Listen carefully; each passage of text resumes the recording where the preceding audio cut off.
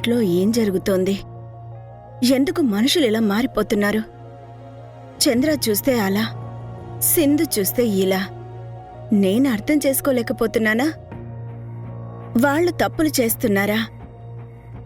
అసలు నాకేం అర్థం కావటం లేదు.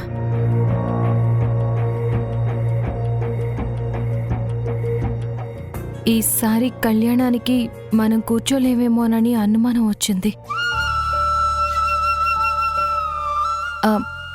మావయ్య రావట్లేదు అత్తయ్య. ఎందుకు సింధు ఇలా తప్పు మీద తప్పు చేస్తోంది? చంద్ర ఎందుకు ఢిల్లీ నుంచి రావటం లేదు?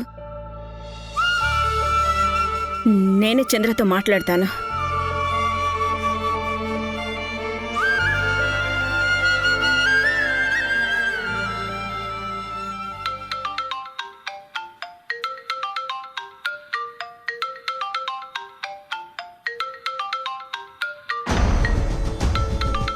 ఆంటీ ఫోన్ చేస్తున్నారు. తన ఫోన్ వస్తుందంటేనే భయం వేస్తుంది. ఆ రోజు సింధు ఉన్న పరిస్థితి కాదనలేకపోయాను, కానీ ఇది కంటిన్యూ చేయాలంటే చాలా కష్టంగా ఉంది. దాము, నేను కొంచెం బిజీగా ఉన్నాను, మళ్ళీ చేస్తాను. మీరు బిజీగా లేనిది ఎప్పుడండి? నేను 2 నిమిషాలు మీతో మాట్లాడి తీరాలి. మీకు మాట్లాడడం కూడా రాకపోతే కనీసం నేను చెప్పేది వినండి. ఫోన్ కట్ చేస్తే బాగోదసలా. నిన్న మన పెళ్లి రోజు. ఆ విషయం మీకు గుర్తుందా? ప్రతి పెళ్లి రోజున నాకు ఏదో ఒక బహుమతి ఇచ్చేవాడివి, గుడికి తీసుకువెళ్లేవాడివి, సరదాగా పిల్లలతో బయటికి వెళ్లేవాళ్ళం. ఆ రోజు మొత్తం నువ్వు నాతోనే ఉండేవాడివి కదా చంద్ర. అలాంటిది కనీసం నువ్వు నన్ను విష్ చేయటానికి కూడా టైం దొరకలేదా? సింధుకి ఫోన్ చేస్తే ఆ కాస్త టైంలో నాకు ఫోన్ చేయకూడదా? అంత దూరం మన మధ్య ఎప్పుడొచ్చింది చంద్ర? అత్తయ్య ఏమో మీకు ఇంట్లో మనశ్శాంతి లేక ఢిల్లీ వెళ్లారు అంటోంది. అంతలా మీ మనసుని నేనెప్పుడు బాధ పెట్టాను అసలా? మీ పద్ధతే నన్ను బాధ పెడుతోంది. సింధు కూడా ఈ మధ్య విచిత్రంగా ప్రవర్తిస్తోంది. నిన్న ఏం చేసిందో తెలుసా? ఎవరికోసమో తీసుకెళ్లి మన పిల్లల చేత పిండ ప్రదానం చేయించింది. కళ్యాణంలో మనం పీటల మీద కూర్చుంటామని చెప్పాక కూడా ఇంకొకళ్ళకి అవకాశం ఇవ్వమని పంతులు గారితో చెప్పింది. నాకు తెలియకుండా అంబికాని కలుస్తోంది. అది చాలదన్నట్టు ఈరోజు మధు మీద చెయ్యి చేసుకుంది. ఇది నేను నీకు చాడీలు చెప్పినట్టు చెప్పటం లేదు చంద్ర. ఎవరికి చెప్పుకోవాలో అర్థం కాక నీకు చెప్పుకుంటున్నాను. వింటున్నావా? వింటున్నాను దాము, చెప్పు. నేను నిన్నేం చేశానో సింధు నేను చేశానో నాకు అర్థం కావటం లేదు చంద్ర. మీరిద్దరూ ఎందుకు నేనంటే లెక్కలేనట్టు ప్రవర్తిస్తున్నారు? అదేం లేద్దామా. నీకు తెలుసు కదా నాకు సింధు అంటే ఎంత ఇష్టమో. తను మన కుటుంబానికి తగ్గ కోడలు అని నేను నమ్మినప్పటినుంచి తనని కోడలుగా కాదు చంద్ర, నా కూతురిలాగా చూసుకుంటున్నాను. యష్ మాటల కన్నా సింధు మాటలకే ఎక్కువ విలువిచ్చాను. తను చెప్పింది ఏదీ కాదనటం లేదు.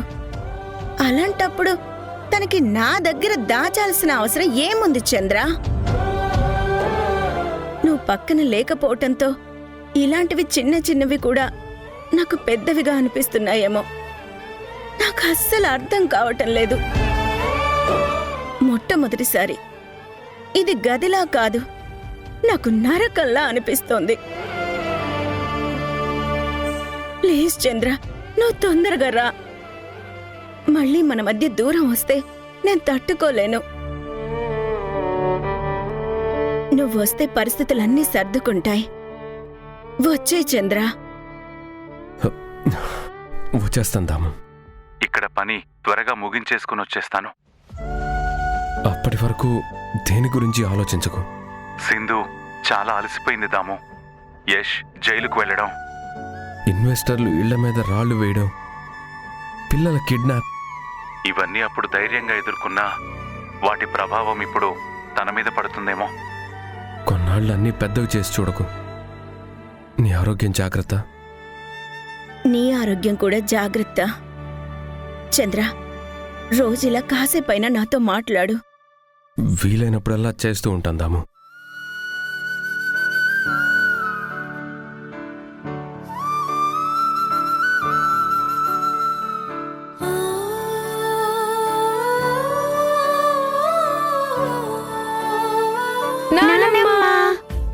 ఆరాధ్యక్క ఎగ్జామ్స్ రిజల్ట్స్ వచ్చాయి.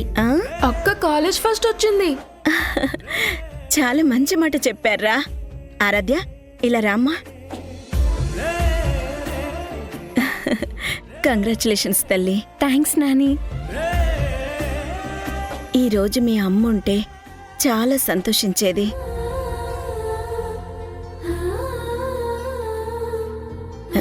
పర్లేదులే, సింధు కూడా మీ అమ్మ లాంటిదే.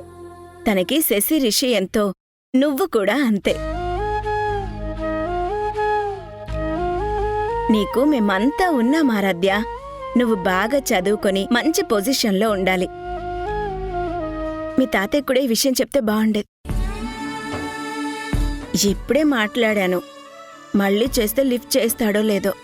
పర్లేదు నాని, నేను తాతయ్యకి మెసేజ్ చేస్తాను. తాతయ్య ఎప్పుడొస్తారు నానమ్మ? తొందరలోనే వచ్చేస్తాను అన్నారు. మీకు నేను స్వీట్ చేసి పెడతాను. స్వీట్ వద్దు నానమ్మా, అక్క చేత కేక్ కట్ చేపిద్దాం. సర్లేరా, నీ కోరిక నేనెందుకు కాదంటాను. అలానే చేద్దాం, పదండి. సరే.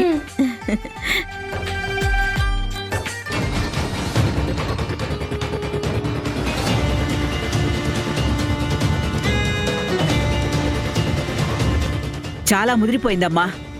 ఇక చూస్తూ ఊరుకోవద్దు. దాని ముక్కుకి కళ్ళెం వెయ్యాలి. వేయిపిస్తాను. అది మనకి జలకిచ్చాననుకుంటుంది కదా, మనం తిరిగి జలకిస్తే ఎలా ఉంటుందో దానికి చూపించాలి. చూపిస్తాను.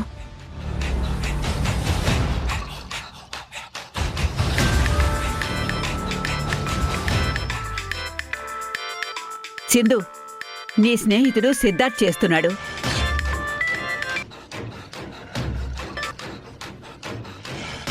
చెప్పు సిద్ధు, అత్తయ్య ఏమైనా కాల్ చేశారా? ఇంట్లో అన్ని జరిగాక చేయకుండా ఉంటారా? కానీ ఈరోజు ఆవిడ మాటల్లో చాలా పెయిన్ కనిపించింది సింధు.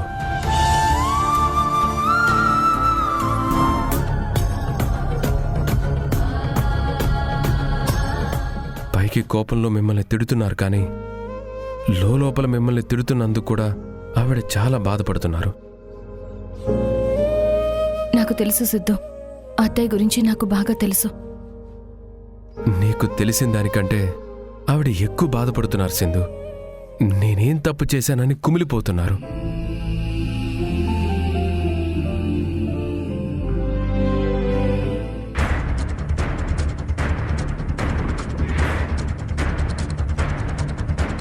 తనకేం జరుగుతుందో అర్థం కాక మానసికంగా చాలా కుంగిపోతున్నారు.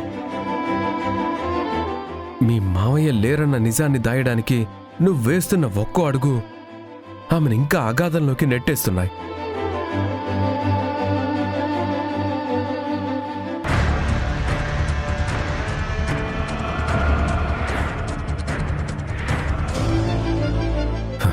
ఇక ఎక్కువ రోజులు పొడిగించడం కష్టం. రోజు రోజుకి నాకు మేనేజ్ చేయడం చాలా కష్టంగా ఉంది. తను ఇంటికి ఎందుకు రావట్లేదంటే ఏం చెప్పాలి?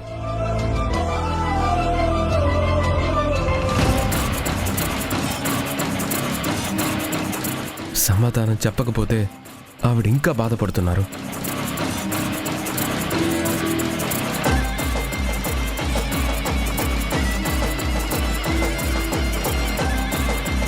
నాకు తెలుసు సిద్ధు, ఇదంతా మేనేజ్ చేయడం నీకెంత కష్టంగా ఉంటుందో నాకు తెలుసు. ఈ పరిస్థితుల్లో నువ్వు సపోర్ట్ చేయకపోతే ఇంట్లో చాలా ప్రాబ్లం అయ్యేది.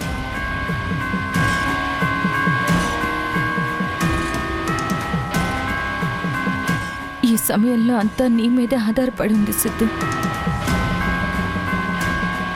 ఇంకొన్నాళ్ళు నువ్వు మేనేజ్ చేస్తే ఈ లోపు ఈ సమస్యకి నేనొక పరిష్కారం వెతుకుతాను.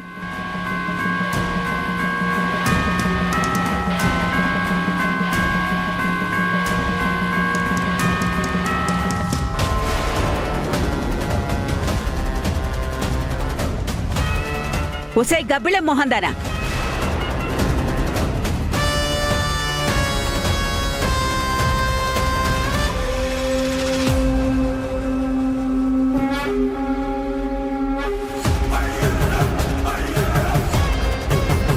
ఇలా గది బయట కాపలాలు కాసి ఎవరితో ఏం మాట్లాడుతున్నావో వినే డ్యూటీ తీసుకున్నావా?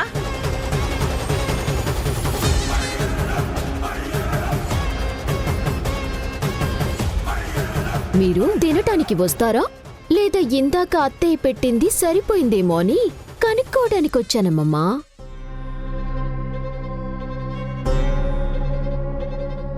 చాలా బిజీగా ఉన్నట్టున్నారుగా. ఏవో మేనేజ్ చేసే పనులు చాలానే ఉన్నట్టున్నాయి.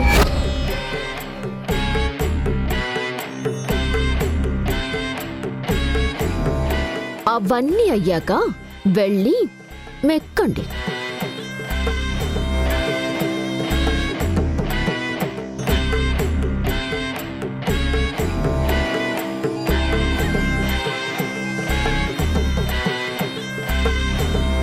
ఇక మీద మనం చాలా జాగ్రత్తగా ఉండాల్సిందు. ఎవరితోనైనా మాట్లాడేటప్పుడు తలుపేసుకుని మాట్లాడాలి. దాని గురించి నువ్వేం పట్టించుకోకు. జాగ్రత్త.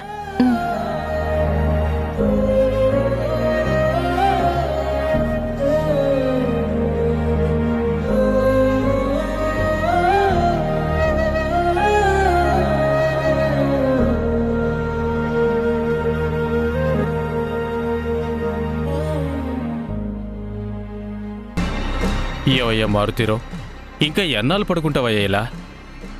అక్కడ మధు ఒంటరిగా నలిగిపోతోంది.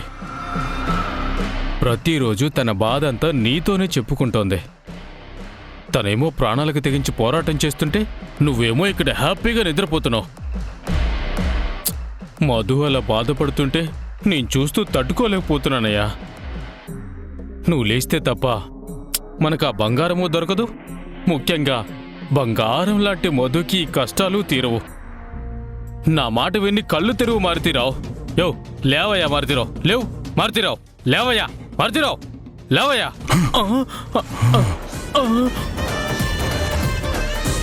ఏవయ్యా డాక్టర్ చూడండి, డాక్టర్ రండి చూడండి.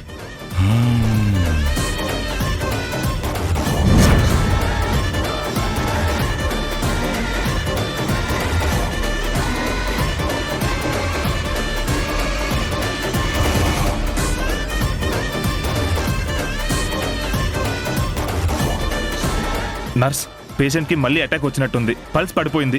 త్వరగా ఇతన్ని ఐసీయూకి షిఫ్ట్ చేయండి. త్వరగా, ఫాస్ట్.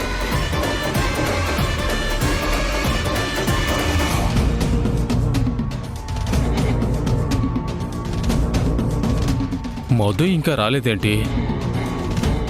మధు మధు ఇలా రా, ఇక్కడ. మధు, ఎంత కంగారు పడ్డానో తెలుసా? నువ్వు ఫోన్ ఎత్తకపోయేసరికి నా ప్రాణం పోయినంత పనైంది మధు. అందుకే అన్నిసార్లు ఫోన్ చేశాను. ముందు నా చెయ్యి వదలండి. నా టెన్షన్లో నేనుంటే ఏంటి మీ టార్చర్? కొంచెం పద్ధతిగా ఉండండి. ఇంతకీ డాక్టర్ గారు ఏమన్నారు? ట్రీట్మెంట్ జరుగుతోంది మధు. నేను కూడా డాక్టర్ ఏమని చెప్తారని వెయిట్ చేస్తున్నాను.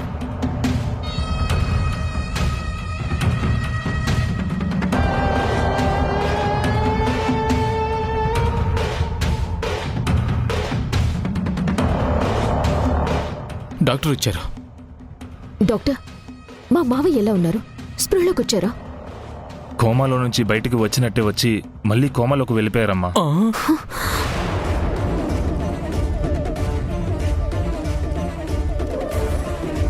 మారుతీరావు ఎప్పుడు ఇంతే.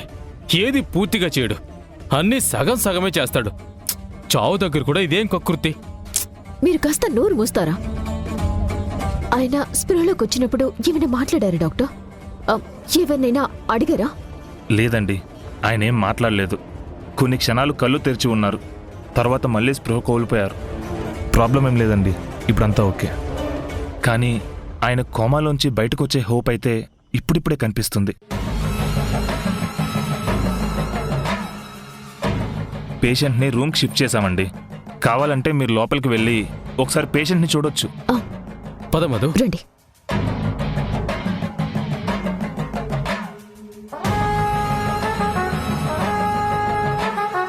మావయ్య, నువ్వు లేచావనుగాని నాకు మళ్ళీ ఊపిరందినట్టు అనిపించింది. నీ దగ్గర ఉన్న ఆధారాలే నన్నిప్పుడు కాపాడాలి మావయ్య. ఈ హాస్పిటల్కి వచ్చే కదా మనం ఆ రోజు చంద్ర చనిపోయాడేమో అన్న అనుమానంతో వెళ్ళాం. అది కనిపెడతాను అని నువ్వు వెళ్ళావు.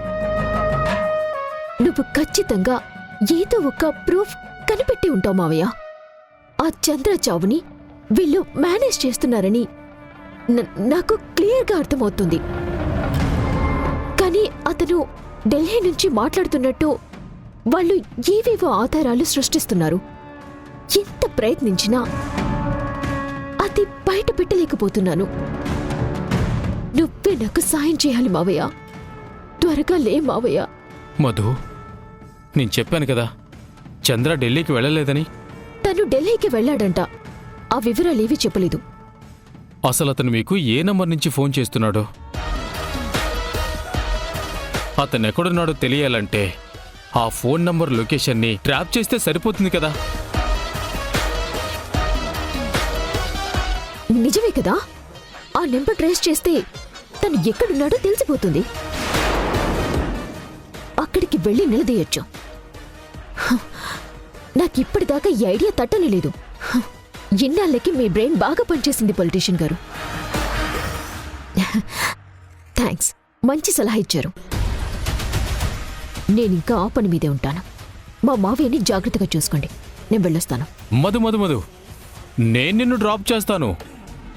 అసలే నువ్వు టెన్షన్లో ఉన్నావు కదా. అవసరం లేదు, నేను వెళ్ళగలను. రేపు నేను అవసరమైతే మిమ్మల్ని కలుస్తాను.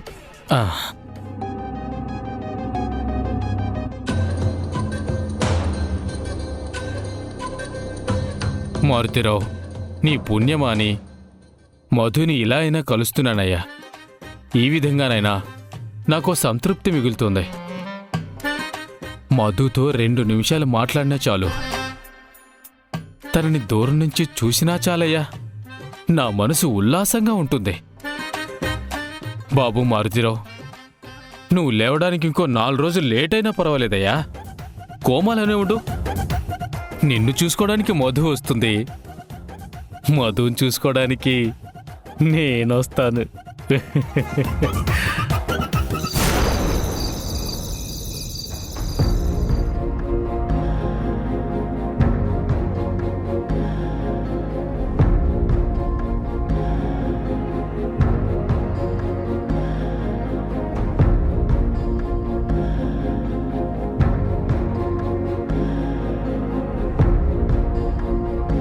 యష్, ఏమైంది?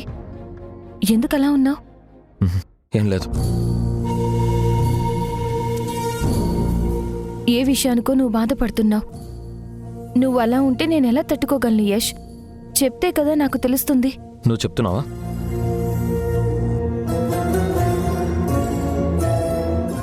అమ్మకే కాదు సింధు, నాకు కూడా దూరం అయిపోతావు.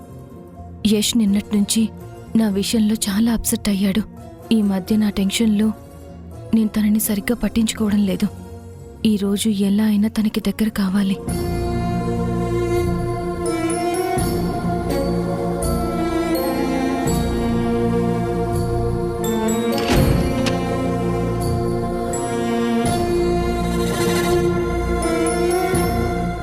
ఇవే చూసుకోవడానికైతే ఇక ఇంటికి రావడం ఎందుకు? ఆఫీస్లోనే కూర్చోవచ్చుగా. సింధు, విసిగించుకో, నాకు చాలా వర్క్ ఉంది. నాకు కూడా నీతో చాలా పనుంది యష్. ఇవన్నీ నేను చెక్ చేసి రేపు ఫైనల్ రిపోర్ట్ ప్రిపేర్ చేయాలి.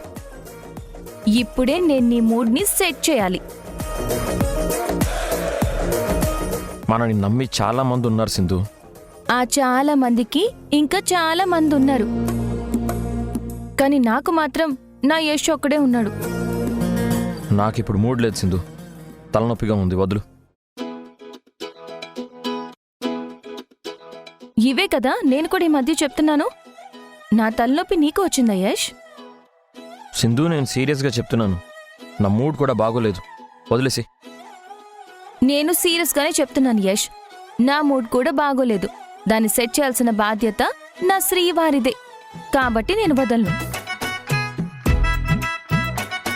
సింధు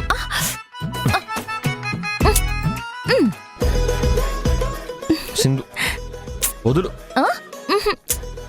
వదులు సింధు వదులు ఏ వదులు సింధు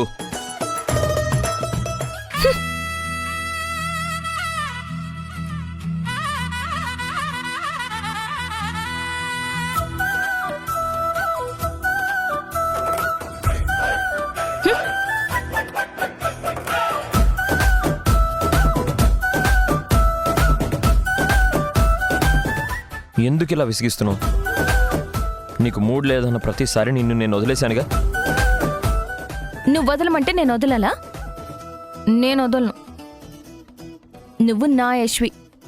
నేను వదలను గాక వదలను.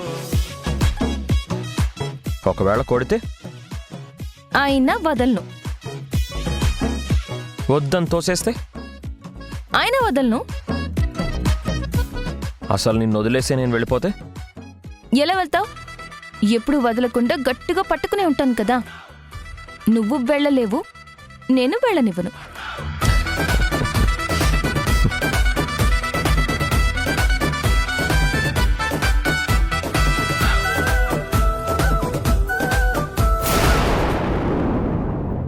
మా మావయ్య చనిపోయారు.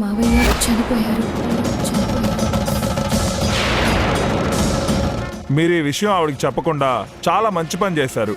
లేదంటే ఆవిడ మీకు దక్కేవారే కాదు. ఈ నిజం తనకి ఎట్టి పరిస్థితుల్లోనూ చెప్పను. ఏ నిజం